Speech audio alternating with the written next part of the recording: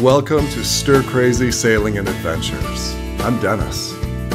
I left a career I enjoyed to pursue the activities that I loved, with the aim of single-handing a sailboat from Lake Michigan to the Caribbean. I expect some success and some failure along the way, but that's part of the adventure. I'll also share with you how I try to stay healthy and fit as I go. Having you along will make this trip even more fun. Thanks for joining me. Niagara-on-the-Lake is one of the cutest towns on the Great Lakes and rivals eastern seaboard towns in the United States. It is one of two stops on our way to Oswego, famous for its vineyards and cool tourist buses. They've got it all here at Niagara-on-the-Lake. Busy place. I know. It just feels so historic here. Wow. Niagara-on-the-Lake is bustling, but nothing like the other Niagara. I had to stop by while I'm in the neighborhood. They've got a zip line here. The only battle going on there anymore is for the best chocolate shop, but during the War of 1812, the Americans and the British shelled each other regularly from Fort Niagara and Fort George. There's a very deep and proud military history to that community. And in 1792, the town was the capital of Upper Canada before it was moved in 1796 to Toronto.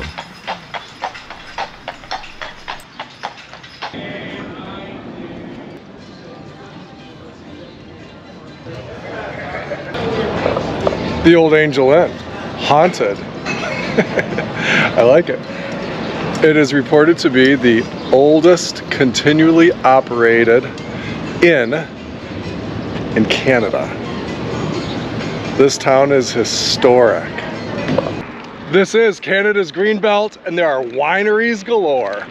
Two Sisters is nice enough to get married at if that's your thing, and they've got plenty of wine.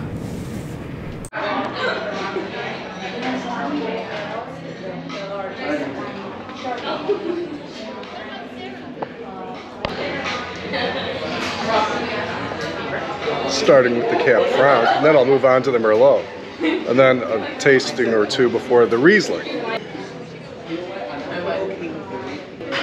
This I just tasted, and it is surprisingly good Cab Franc. I mean, it's really good. It's like California quality good.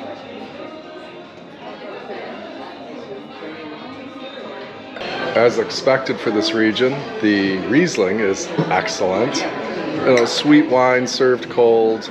The grapes grow well in cold climates. Excellent Riesling. The biggest surprise, their Cabernet Sauvignon. They can actually produce a really good Cabernet Sauvignon. The Riesling are expected. The Cab is a surprise.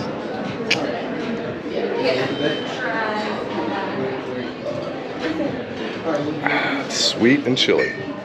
Good summer wine. I'm leaving Two Sisters Winery impressed and with a bottle of Riesling to go. They do a nice job here. This is downriver from Niagara Falls. This is where the Niagara River flows out to Lake Ontario, and it's just beautiful. Lots of sailboats. I never imagined it would be such a big sailing community, but tons of sailboats. This is a big-time tourist destination. I had no idea. Niagara Falls, of course, we've all heard of Niagara Falls. Niagara-on-the-Lake, I know Canadians, probably a lot of folks from New York, you know, but as an, Midwesterner, I just had no idea.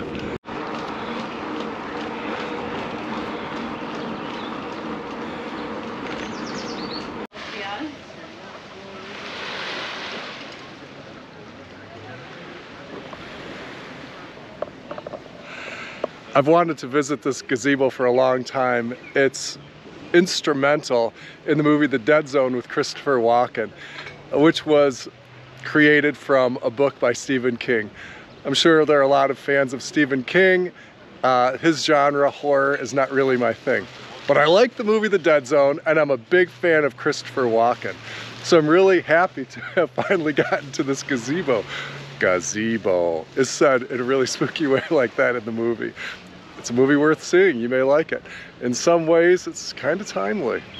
The woman in the gazebo was a professional proposal arranger. Stephen King wrote horror stories.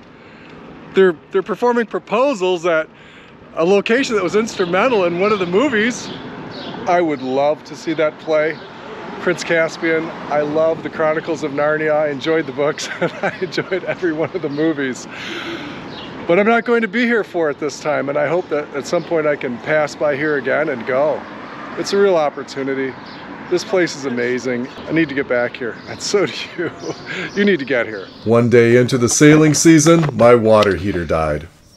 Quick short-term fix for the water heater issue. Coming off the engine, I've got heat exchanger hoses. Those go to the water heater, normally here and here. But if the water heater has failed on the house water side, we don't want to take a chance that it could also fail inside on the heat exchanger side, because then cooling water for the engine could leak out. So we've bypassed that. So I've got, instead of going here, I've created a bypass. I'm going to secure it so that it stays out of the way. And then in the back, where the water system is, I've bypassed the system going into the water heater here. And so it's not perfect. It is a custom job, but I can open the taps, turn on the water pressure, and get water out of the taps without pressurizing the system. That shouldn't take too much of a toll on the system. It shouldn't pressurize that custom line there to the point where it would break. But I'll have to watch it. I'll have to keep it under observation, no doubt about it. The engine cooling more so than the house cooling, or the engine cooling more so than the house tap water. But that's my resolution until I can replace the water heater. That thing. I'll need to take out this molding here to get it out. Looks like somebody else has done that too, for one reason or another over time. The average lifespan of a water heater, I've looked online and learned that it's about 16 years. So this is a 2001, could be the second water heater, maybe something else occurred there, but quick fix, got to get some coolant into the engine and then get going here pretty soon.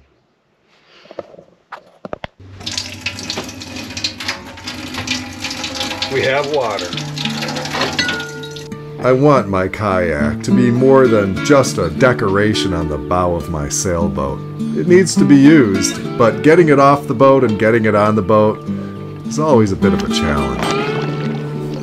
I enjoyed paddling against the current for a while and thinking about the great places I'd like to return to in Niagara-on-the-Lake. It's gorgeous, the beautiful places with special events and the small places that are quaint and romantic. There's just so much to see there. It's a fast-looking boat. There are folks in Niagara-on-the-Lake who know how to go fast in their fast boats. But it's also a place where I'd like to just slow down, and others have figured out that it's a great place to just take things slowly as well.